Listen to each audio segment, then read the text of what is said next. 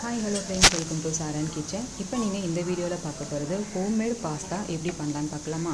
அதாவது பார்த்திங்கன்னா நம்மளுக்கு பாஸ்தா வந்து தனியாக நம்மளுக்கு கிடைக்கும், ப்ளெயின் பாஸ்தா. ஓகேங்களா, அந்த மாதிரி ப்ளெயின் பாஸ்தா வாங்கிட்டு அதில் வந்து நம்ம எப்படி செய்யலாம் அப்படின்னு பார்க்க போகிறோம். இந்த மாதிரி பாஸ்தாவுக்கு வந்து உள்ளே வந்து அவங்க நமக்கு வந்துட்டு மசாலா பேக் கொடுக்க மாட்டாங்க. ஸோ நம்ம இதுக்கு வந்து என்னென்ன யூஸ் பண்ணி பண்ண போகிறோம் அப்படின்றத சொல்கிறேன் பாருங்கள்.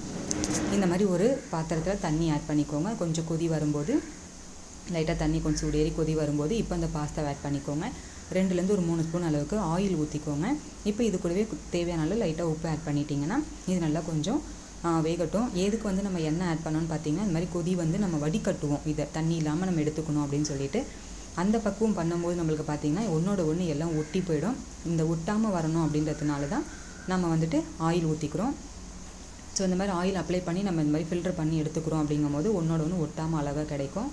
இப்போ ரெடி ஆகிடுச்சு. அதை வந்து நம்ம ஃபில்டர் பண்ணி எடுத்துக்கலாம். அதுக்கு நடுவில் ஒரு கடாய் அடுப்பில் வச்சுக்கோங்க. இதில் வந்து ஒரு 2லேருந்து ஒரு 3 ஸ்பூன் மட்டும் வந்து கீ ஆட் பண்ணிக்கோங்க, அதாவது நெய் ஆட் பண்ணிக்கோங்க.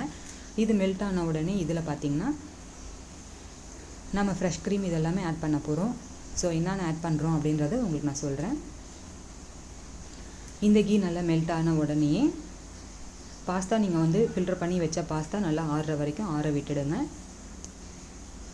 அதுக்கு நடுவில் இந்த கீ நல்லா மெல்ட் ஆகிட்டு இருக்கு. நல்லாவே மெல்ட் ஆகி வந்த உடனேயே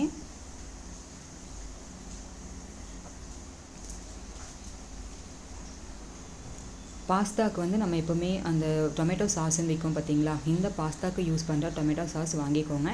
இதில் வந்து உங்களுக்கு எவ்வளோ நீங்கள் பாஸ்தா வச்சுருக்கீங்க, அதாவது நம்ம வந்து குக் பண்ணி வச்சுருந்த பாஸ்தாக்கு ஏற்ற அளவுக்கு டொமேட்டோ சாஸ் வந்து இதில் ஆட் பண்ணிக்கோங்க. ஒரு 4லேருந்து ஒரு 5 ஸ்பூன் அளவுக்கு அந்த மாதிரி ஆட் பண்ணிவிட்டு இது வந்து இந்த கீயோடு நல்லா வந்து கிண்டி விட்டு எடுத்துக்கோங்க.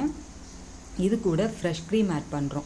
ஸோ இந்த ஃப்ரெஷ் க்ரீமும் இந்த ஒரு பாஸ்தாவோட டொமேட்டோ சாஸ், இது வரைக்கும் இந்த இன்க்ரீடியண்ட் இதில் ஆட் பண்ணி சாப்பிடும்போது இந்த பாஸ்தா சூப்பராக இருக்கும். இதே மாதிரி நீங்களும் ட்ரை பண்ணி பாருங்கள். ஸோ ஃப்ரெஷ் க்ரீமும் நம்ம டொமேட்டோ சாஸும் ஆட் பண்ணிட்டோம். நல்லா வந்து இதனுடைய பச்சை வாடை போகிற அளவுக்கு நல்லா வந்து கிண்டி எடுத்துக்கலாம். இதனுடைய கலரும் சேஞ்ச் ஆகும். ஸோ கலரும் நல்லா கொஞ்சம் லைட்டாக சேஞ்ச் ஆகும்போது எல்லாமே சிம்மில் வச்சே பண்ணுங்கள். ரொம்ப ஈஸி இந்த இன்க்ரீடியண்ட், ஆனால் ரொம்ப டேஸ்ட்டாகவும் இருக்கும். பசங்களுக்கு வந்து ஸ்கூல்லேருந்து வீட்டுக்கு வராங்க, ஸ்கூல் முடிஞ்சு ஸ்நாக்ஸ், ஈவினிங் ஸ்நாக்ஸ் பண்ணணும்னு நினச்சிங்கன்னா நீங்களே இந்த மாதிரி ஹோம்மேடு வாங்கி நீங்களே பண்ணி கொடுக்கலாம். ஸோ இப்போ அது நல்லா குக் ஆகிடுச்சு, ரெடி ஆகிடுச்சு. இந்த ஸ்டேஜில் பாஸ்தாவை இதில் கூட ஆட் பண்ணுறேன். இதில் வந்து ஃபைனலாக பார்த்தீங்கன்னா ஆரிகானோ விற்கும், அதாவது வந்து கஸ்தூரி மேத்தி, அந்த மாதிரி உங்களுக்கு ஃப்ளேவர் பிடிச்சிருந்தா நீங்கள் அது எல்லாமே இதில் ஆட் பண்ணிக்கலாம். நீங்கள் இது ரெண்டுமே வந்து பார்த்திங்கன்னா உங்களுக்கு வந்து ஆரிகானோ ஆட் பண்ணிட்டீங்கன்னா உங்களுக்கு வந்து டேஸ்ட் வந்து பார்த்திங்கன்னா உங்களுக்கு வந்து நல்லாவே ஃபுல் அண்ட் ஃபுல் வந்து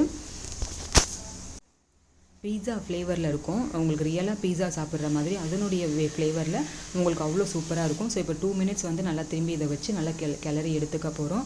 ஏன்னா நம்ம கொடுத்துருக்க இந்த இன்க்ரீடியண்ட்டோட இது எல்லாமே நல்லா மிக்ஸ் ஆகி வர அளவுக்கு நல்லா மிக்ஸ் பண்ணி எடுத்துக்கிட்டோம் அப்படின்னா சூப்பரான பாஸ்தா நீங்களே வீட்டில் ரெடி பண்ணுறது அவ்வளோ அழகாக நீங்கள் ரெடி பண்ணி சாப்பிட்டு பாருங்கள், ட்ரை பண்ணி பாருங்கள். என்னோட சேனலை இப்போ தான் ஃபர்ஸ்ட் டைம் பார்க்குறீங்கன்னா மறக்காமல் சப்ஸ்கிரைப் பண்ணிக்கோங்க. பக்கத்தில் இருக்க பெல் ஐக்கானையும் ப்ரெஸ் பண்ணிக்கோங்க. அப்போ தான் நம்மளோட வீடியோஸ் இந்த மாதிரி உங்களுக்கு நோட்டிஃபிகேஷனில் வரும். கண்டிப்பாக இந்த மாதிரி ட்ரை பண்ணி பாருங்கள். உங்கள் பசங்க அவ்வளோ விரும்பி சாப்பிடுவாங்க. ஏன்னா எங்கள் வீட்டில் ரொம்ப ஃபேவரேட். தேங்க்யூ.